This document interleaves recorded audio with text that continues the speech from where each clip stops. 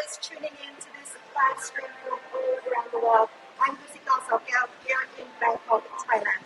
Now we do have something very exciting to show you all today. I am standing at the showroom for Great Wall Motors here in Bangkok, and it's what they call their Experience Center.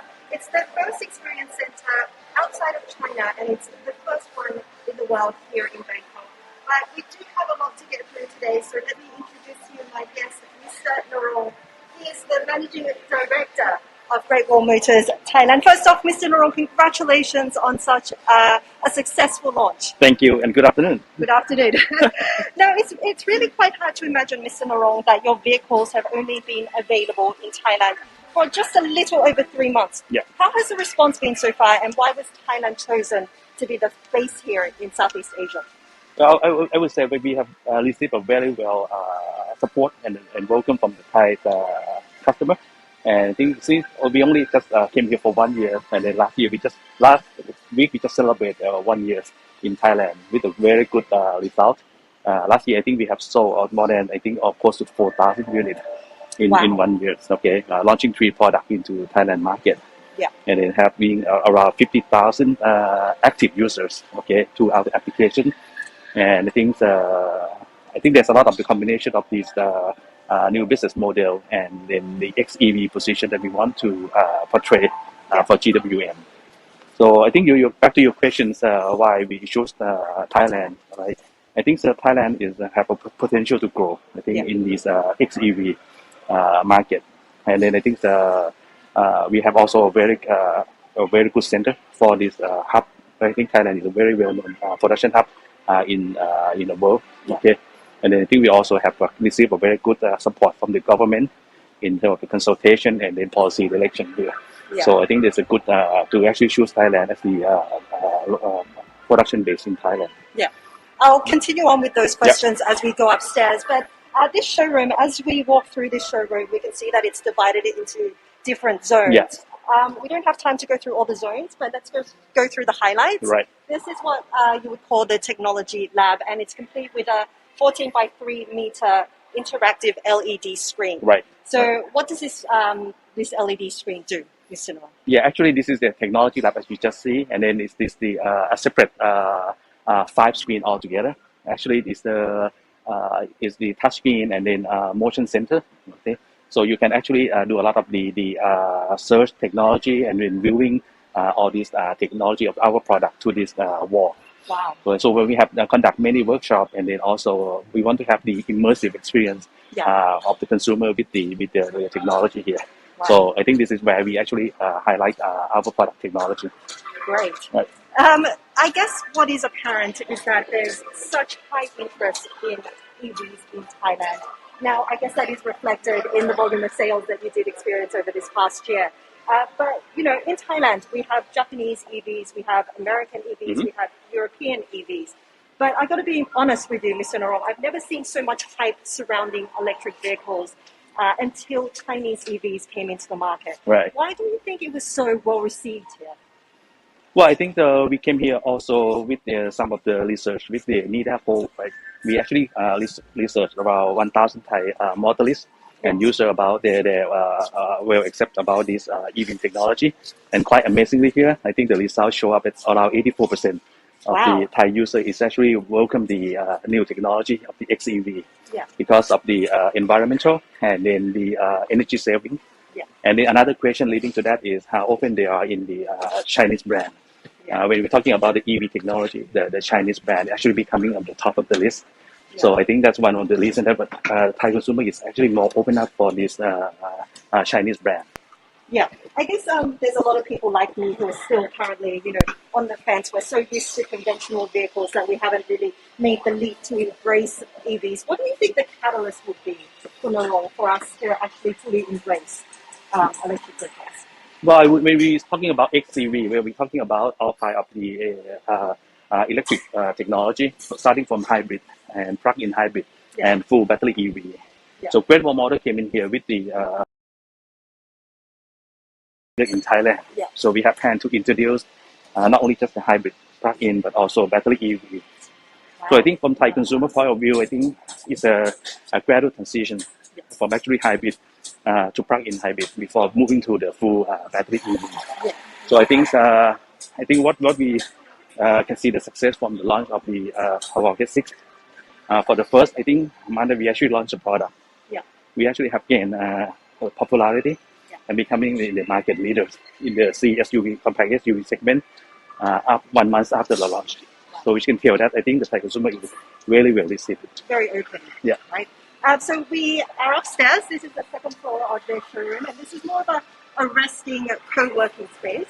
And a co-working space isn't complete without a cafe. But this is quite central, isn't it? Yes. This is the touchscreen and interactive cafe where you can actually just try out. Okay. So I put my cup here. Yeah, and then you just can actually touch and then have some interactive there.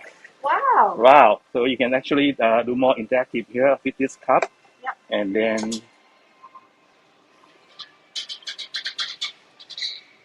So you can have a touch of nature with Right. your coffee.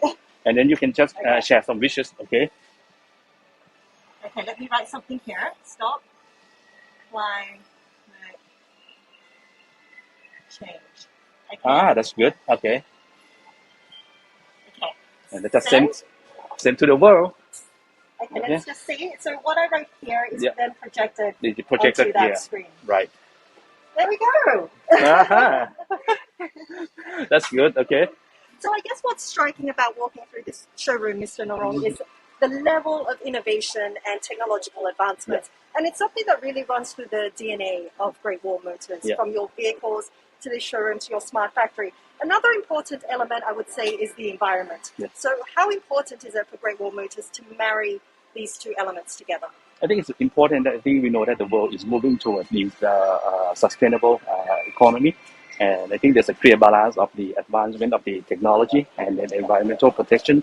And so I think from Paris Agreement, from decarbonization, I think agenda from many markets. I think Great Wall Motor is actually we are very committed to taking the lead and then being part of this change in Thailand by introducing our well precision technology into this XEV in Thailand. Yeah. So I think we're quite ready for this. And I guess that really supports the Thai government's target, right, of 50% EVs by 2035. Right. Now, I think just for a bit of perspective, it's around 1 to 2% at the moment. Is that correct? Yeah, going to about 3% now. Yeah. Yeah. So it is quite an ambitious goal. Yeah. Do you think it is achievable? And how will Great Wall Motors assist the government in reaching this goal? I think the government policy that just recently announced is actually one of the steps toward many measures that will be coming soon, right? So we are talking about the 4 years step that the government has announced. So the first 2 years, the policy actually allowed the more of the domestic usage of the EV by actually allowing the import of the CBU, right? Where the last 2 years of the policy actually emphasized on the locally produced. Yeah. So I think it will allow the existing manufacturer OEM to transition from the ICE into the EV. Okay. Yeah. So I think as I mentioned here, Great Wall Motor is very committed, okay, to take part in this. And globally, we have a plan to actually sell almost 4 million cars in 2025, and 80% of that will be the new energy or the EV, XEV product. Yeah. So a lot of the research, R&D, okay, investment will go into this one. So and Thailand will benefit from that for sure. Okay, that we would like to also bring the best technology into Thailand and Asian market here. Yeah, and I think this is my favorite zone in this showroom because this is what is called the car mapping Yes. zone, right? So basically, you can really let your imagination and creativity run wild with this. So let's start again. So I can decorate my car here. Yeah, you can put any color you want. Okay, let's play around. You can brush up. So it's pink. Yes. Okay. Wow. Any shade, and it simultaneously it will show up here on this mapping of the car. That's really amazing. And then you can pick the background. Yeah, you can put the sticker on the car. Okay. Yes. There we go. Okay. And then you can pick your background. Yeah, and you can pick your background here. Let's say we move to this more. Let's do Sakura. Sakura. Yes. So I'm just wondering, can I actually order this design, Mr. Naral? I mean, I wouldn't drive around with something with cat stickers, but my kids would love to sit in something like this.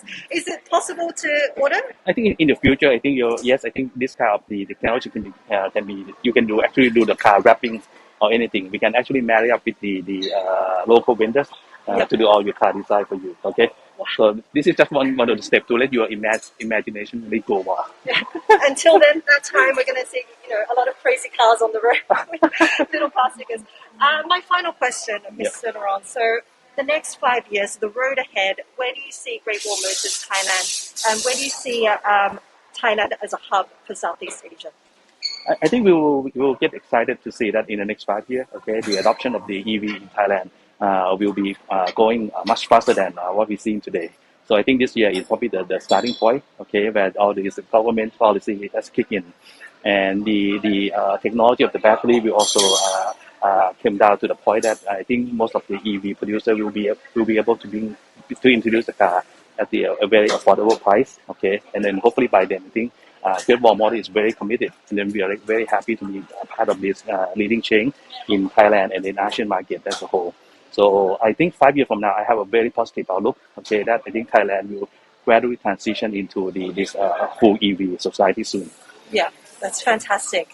So I guess to sum it all up, I think the overarching theme and the slogan for the launch of your new vehicle here is "It's time to change." And I think that is something quite significant and really encapsulates the company's philosophy. Changing consumer behavior, changing consumer mindset to become more environmentally conscious, and changing the landscape of the car industry, not only in Thailand, but all around the world. Thank you so much for your time. Thank you. That's it from us here in Bangkok, Thailand. I'm Dusita Saokaew. Over to you in Guangdong Province, China.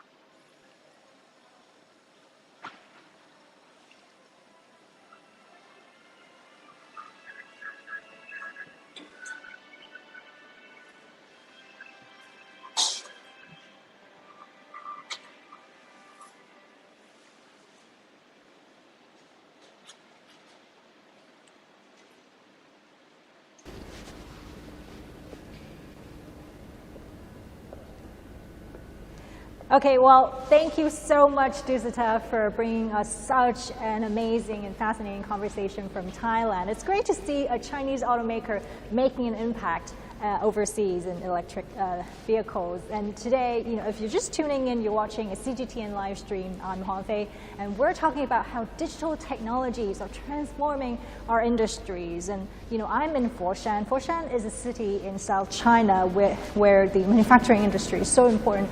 It actually contributes up to 80% to the local GDP. So this is a hugely important sector here, and it's also leading the way in China's industrial transformation. And today, I want to get down to the nitty-gritty, the nuts and bolts of future manufacturing. I'm talking about the machines that makes the machines that makes the machines. And to help us understand all of that, I have a very important guest today, and she is Mrs.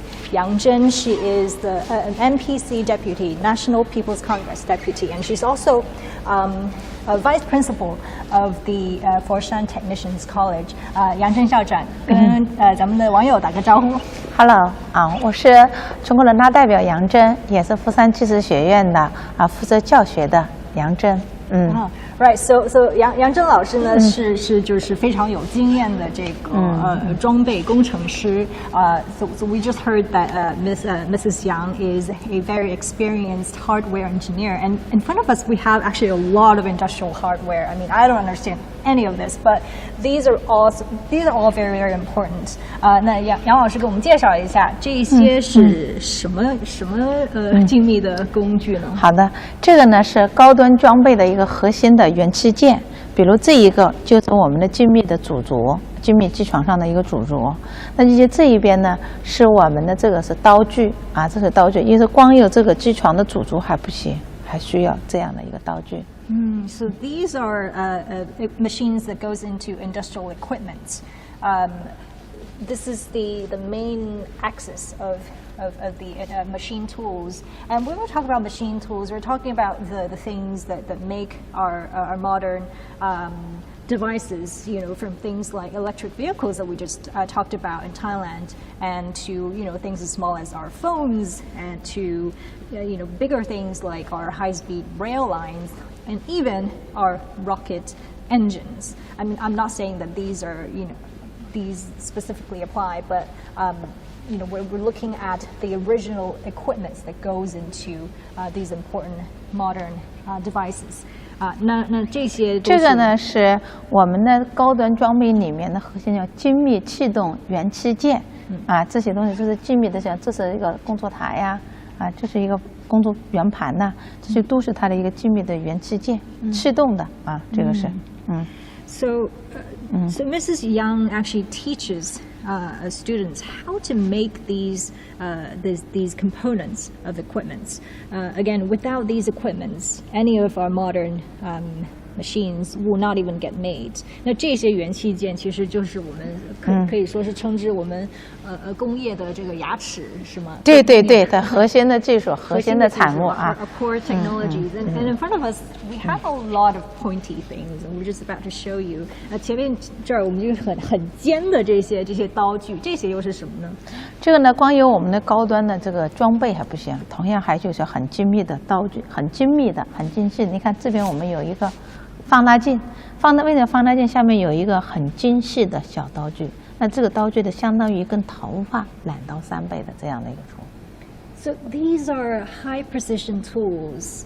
You're looking at very very fine metal drilling bits. As thick as maybe 2 or 3 times of our hair.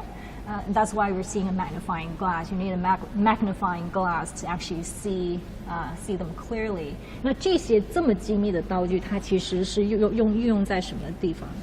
用的就是精密的这种的工零件上，高精密的这个机械设备上。当然也有常规的一些东西，比如是说我们的手机里面有很多壳里面的芯片那些东西要加工的，这是小孔。你看，比如这个为什么说有2到3倍的这样粗的这个头发的刀具呢？主要加工一些小孔。再比如这样的一个刀片、精密四锥和标准刀具，以及我们精密的这样的龙座、模棒都是我们这个刀具的方面的原材料，以及这些都是。These high precision tools are essential to the making of our very advanced machines, including the components within these machines, including our SIM cards and our cell phones. And these, what we're looking at right now, are actually the raw materials for these high precision tools. 我们现在看到的是一些原材料。对对对，这是原材料。也就是说，我们这刀具怎么做的？不是普通的钢和铝料就可以做成刀具。比如这个就是我们从这个岩石里面提炼出来的酸烟、钨粉、一些黄钨、碳化物之类等等的，最终把这些粉末变成了我们这个钨钢棒。我们对拿起来看一下。So I'm just showing you this. I mean, this is really really pretty, but this is actually tungsten and mixed with steel. It actually makes very durable, high resistance alloy material. So with this, we make this. This is basically raw material for what we just saw, the high precision drilling bits.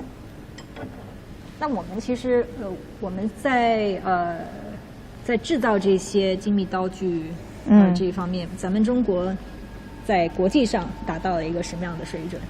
我们应该说高精密，这些都是我们的我们中国自发研制的这样的设备和自发这样的刀具，以及我们里面还有自发研制的这样的设备，都属于是顶尖高端的这样的设备了。应该说 Yeah, as I understand, actually, we are actually the #1 producer in terms of production volume for some of these high precision tools. 我们的这个产量，某些这些精密刀具的产量是达到了一个全球领先的，已经达到对全球领先的水平了。那是一个很大的飞跃，因为我们之前是可能是进口的。对，我们这个是自发研制的。So, we're really making huge progress, within the last decade or so. We used to import a lot of these things, but nowadays, we're making all of them ourselves. And how exactly are we making those? We're about to show you. Next to us is an advanced factory, a future factory, and I'm seeing, as you can see on the roof, 8K, 5G, AI. This is the high tech. This is the future technologies already being used in everyday manufacturing. We're talking about the technologies in the fourth industrial revolution. And to help us understand a little bit more about that, we have a second guest today, Mr. Wang Changren. 汪总，来给我们网友打个招呼。好，大家好，我是工业妇联佛山制造股的汪昌任。工业妇联制造股. So we're actually at the Foshan Smart Valley. It's a joint venture between Foxconn Industrial Internet and the Foshan city government. It's a 300 million yuan venture to sort of designed to help local companies, manufacturers, kind of upgrade their production lines and make it more smart. So we're about to go in and see just how smart these factories are becoming. 好，我们现在进入这个产线。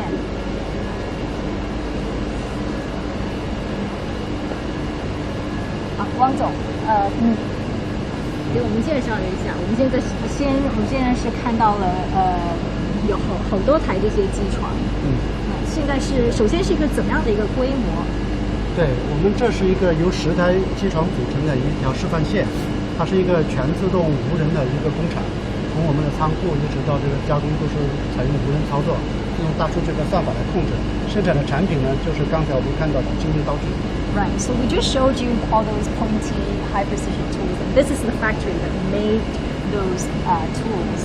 And this is, as Mr. Huang said, is a fully automated factory. And I'm just going to show you this great example here.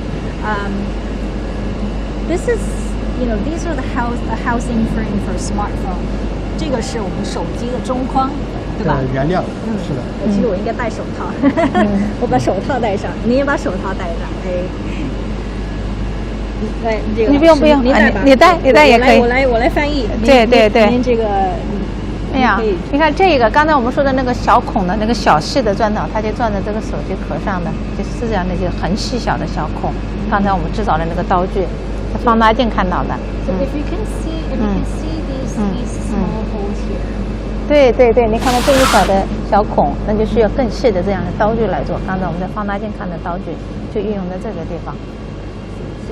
So these frames that are part of the cell phones are actually drilled by those high precision tools that we just showed you. What about this? 那这个是汪总，这个是对。它是进行这种表面加工的，我们可以用这种刀具来进行这种一次成型，那么它就大大的提高这种加工的效果。专门是构件化的定制的这样的刀具，是不是？我们根据客户的需求，会针对它的产品的这种对质量啊，对它的这种触摸感的各种要求，会给每一款它的产品都会设计1000多款刀具。每一个产品1000多款刀具。是的，要设计1000多款，但实际在加工过程当中，它把我们的这样一个原料加工成基本上这样的一个成品件的话，它要用到100多把刀具，要进行不同角度的加工。Can you imagine, this is obviously a very rough module for the housing frame of a phone, and to turn this into this, he's saying that we need up to 100 different types of drilling bits. 100 different types of these, different calibrations, different angles, very, very different designs. I mean, you probably see all these tiny, tiny little details. It's incredible.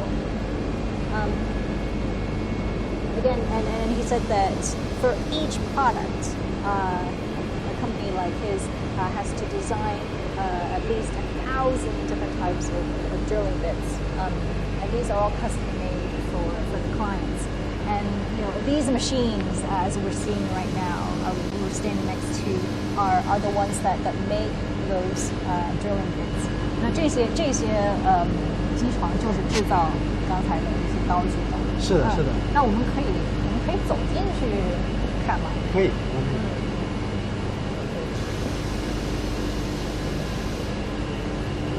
As you 前面 see, 这一台。 there's nobody in this factory except us.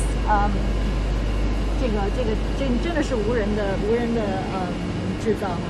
是的，首先我们刀具的它的这样的加工制成，比如说开刃这个动作，就完全适用我们这一台国产的高端装备来进行加工的。这是一台5轴加工螺床，它用的这个从机构啊到主轴啊、元器件啊，包括到这种智能化的控件，都是我们自己研发的。包括用的这个数控系统，也是我们国产的华中数控的5轴数控系统，这构成我们一个完整的一个加工中心。其次呢，我们在加工中心边上还有一个上下料机构。这台上下料机构它的核心设备是一台6轴机器人，通过这种6轴机器人，把我们的材料从那个 AGV 小车上取下来，然后再送到我们的加工中心，再把加工产成品精准的放出来，再同时进行一些质量的检测。So we're seeing this is the entry point of raw materials, and it was going to.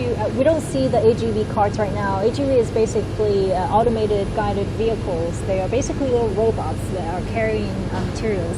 The robots will feed materials from this little hole into this machine, and the machine will then start sharpening the knives.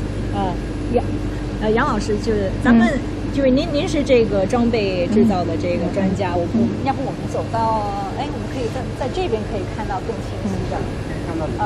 杨主任，您平时教这些装备教得多，您看到这样的一个产线，您有什么那个印象？我就感觉我们就是传统的制造业要赶快要结合于我们新型产业的需求，尤其我们自动化产线的这样的一个智能人才的培养。比如现在有很多简单的操作有机器人所代替了，那么我们反射，我们要教学生怎么来适应这样的智能产线的这样的岗位的需求。So what we're seeing right now are cooling liquids. The liquids are splashing onto the knives. Because it's actually really high temperature inside, the liquids are sort of trying to cool it down. And in a factory, we actually don't smell any sort of strong fumes because this is a very green factory. All the materials from these machines are recycled, and all the harmful gas have been collected from these chimneys.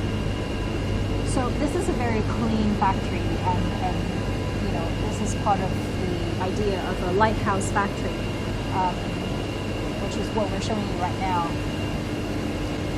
The lighthouse factory, 我们昨天也聊了一下，就是灯塔工厂。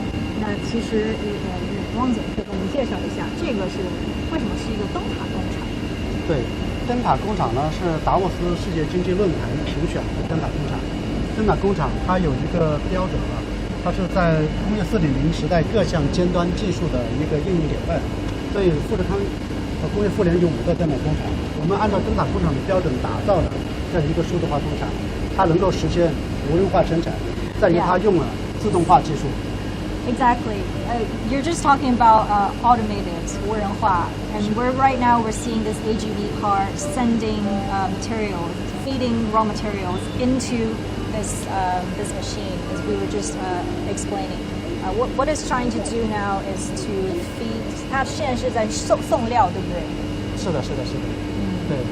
And these AGV vehicles are they can sense human sort of presence. 它可以就是感知到就是旁边的障碍物。对的，它有激光雷达，它会进行探测。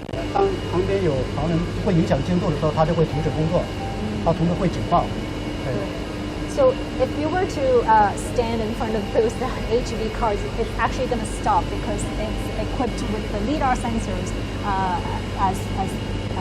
it's the same sensors that are being used on sort of self-driving electric vehicles. And so it's just kind of, it has this kind of safety feature to make sure that human technicians and machines can work well together.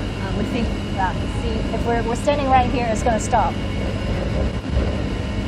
I hope it stops. Great， 真的停了。So 非常安全。 it knows we're here. 好， and, 这边。 Yeah, it knows we're here and it's stopping. We should probably let it get on with its job. 那这个我们现在是很生动的哈，可以看到这个产线正在很繁忙的在运作。那其实它的这个产量是怎么样的？我们生产一把刀的话，1个小时只能生产8把刀。1个小时只能生产8把刀。对。Every hour, so 8 of those precision tools are produced. 1个小时8把是一台机器。一台机器。So each of these machine tools can produce 8 precision tools per hour. 杨校长，那您看到就是像咱们这样的一个产线，您觉得就是咱们现在培养的这个学生能不能胜任这样的一个？我们现在就是目前也在这个升级的过程当中转型升级，因为我们以前传统的注重的是传统的制造业为主，我们就满足一个操作工，但是现在呢，基本上我们是不能胜任了。那么怎么办？就倒逼我们要改变我们的专业设置、专业的教学内容，所以我们要积极跟企业进行合作，共同的培养人，按照企业的需求，我们来培养相应的这样的这种人才。So, 从企业的角度来说，那您觉得咱们现在就是卡脖子的地方在哪儿？企业呢最需要的是技术。我们被卡脖子的往往都是在一些技术，而且尤其是在一些核心的技术方面。比如说我们花了很长时间要攻破这个装备里面的一些核心元器件、主轴这些都是要花很长时间。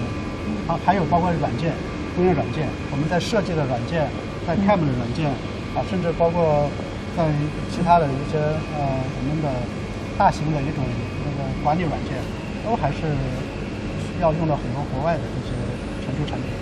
So, we were just talking about how, there's a sort of a mismatch between what's being taught in schools and what the industry actually needs. And so, it's great to see today, an example of academia, trying to work together with industry so that we are training the exact talents that our economies really need. So we're actually walking towards a laboratory with 8K visual technology. 这个就是我们的8K 实验室，是的，8K 5G AI 实验室。8K 5G AI technology. This is we're seeing actually a lot of sensors in action. Including within those machine tools, there are hundreds of sensors within each of those machines. And what the sensors do are actually collecting data, real-time data of what the machines are doing. It's collecting data of vibration, of noise, of each of the tools, so that it can actually predict a lot of the wear and tear within these tools, so that our raw materials won't go to waste, right? 所以这是大数据，它其实可以达到一个预测的一个效果，就是可以知道说，比如说这些刀具，它就是它的这个寿命。对，寿命，对。是的，刚好我们这里可以看一下这台不起眼的，它是我们整个智能工厂的控制中枢，它是带非常强大的计算能力，而且带那种 AI 算法的，就是 GPU 的这种计算能力。那么通过它这一台呢，我们能够实现您刚讲的那个例子它其实反映的是一种我们叫无忧生产的这样一个场景。当我的材料不够，我会自动的报警；当我的机台有可能产生那种加工质量缺陷，那么它也会去形成闭环管理，去调整机台的这些加工参数。所以我们叫实现无忧生产是通过我们这种边缘计算的这种强大的控制能力来实现毫秒级的控制。Exactly.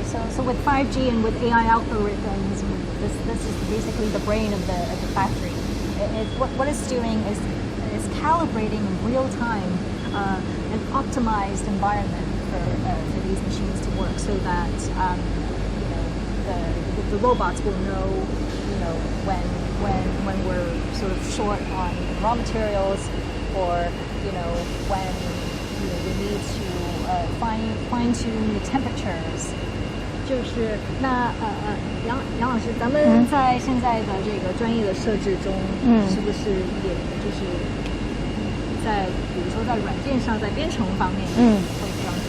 对，我们现在就是涉及了这工业互联网这个专业，一些刚才说 CAPP 也 CAM 这样的软件，我们在加大力度在这个。以前可能是传统的这种操作为主，现在也在往这方面的转型啊，一些我们的人工智能呐、大数据的采集呀，我们也是紧跟着企业的需求，在改变我们的这个培养人才方案。所以我们在这个14个计划中呢，其实我们中国也提出了制造强国、质量的这个发展。那您觉得咱们这个制造强国，其实大家对这个认知度高吗？因为其实现在很多人对这个制造业的这个基层呢，就他的这个认知度还停留在就是很多年前，就是很多工人那个汗流浃背很辛苦的那种状况。您觉得就咱们现在对这个制造业的这个改观还需要做出什么？对我们这个改观，就传统就是像比如我们来到这样的一个实验室，就看见的基本上是无人的，就是说它但是顺利无人，但它的产品基床是不停歇的。那么这是我们的改观呢，就是我们传统的改变教学模式也要进行改变，它的知识点刚才说了，我们的数字化、软件型的，以及我们这样的一个智能制造这一块都要进行紧跟的。Exactly. So we were seeing, I think 我们有8台这样的机器人在这儿，是吗？机器人非常多，对，机械臂、AGV 这都是机器人，对，10几台。We're seeing almost a dozen robots here in this factory, and so, you know, in the past we always think about, you know, the sort of so-called blue-collar workers, and today manufacturing has really changed. Today we're showing you this completely automated factory, and this is basically the future of our manufacturing. 那最后呢，我觉得就是我还是很想回到就是您的这个特殊的身份啊，您是学国人大代表。那您即将要到北京履职，那您会想要对就是咱们这个制造业转型升级提出什么样的建议？我主要是2个方面，第一方面就关注我们的技术功能的成长，那么这个成长主要就关键如何适合于企业的这样的需求，给它一个产业功能的这样的一个培养的这样一个通道，这是第一个方面的建议。第2个方面呢，就是从事我们培养的职业教育的这些老师，那么他的师资队伍如何建设，满足于我们企业的需求、学生的智能的需求，这2方面的建议。So for those who aren't familiar with NPC, Mrs. Yang is the NPC Deputy National People's Congress. It's the highest organ of state power. It has the ability to formulate policies and enact and change laws that really shape the future of our nation. And the deputies are actually elected from all walks of life. And Principal Yang is an expert in hardware engineering, and her policy ideas is basically about cultivating talent in this industrial revolution. And it starts with training our students how to really help schools train these future engineers so that they can fit the demand of factories. And also at the same time, we need to start thinking about teaching teachers so that they are really in the forefront of technologies. 所以是学生跟老师的队伍都要去对同步提升。对。好，那我们今天的这个直播呢，也差不多到这儿，谢谢2位的这个建议啊。那 so this is about the end of our live stream. Really thank you so much for tuning in. We just saw today from Thailand, how a Chinese company is using digital technologies to transform the landscape of electric vehicles, and we're here in China showing you the inner works of those modern machines. and we have a lot more coming up. We have a whole series of live streams, and I hope you stay tuned. So, bye for now.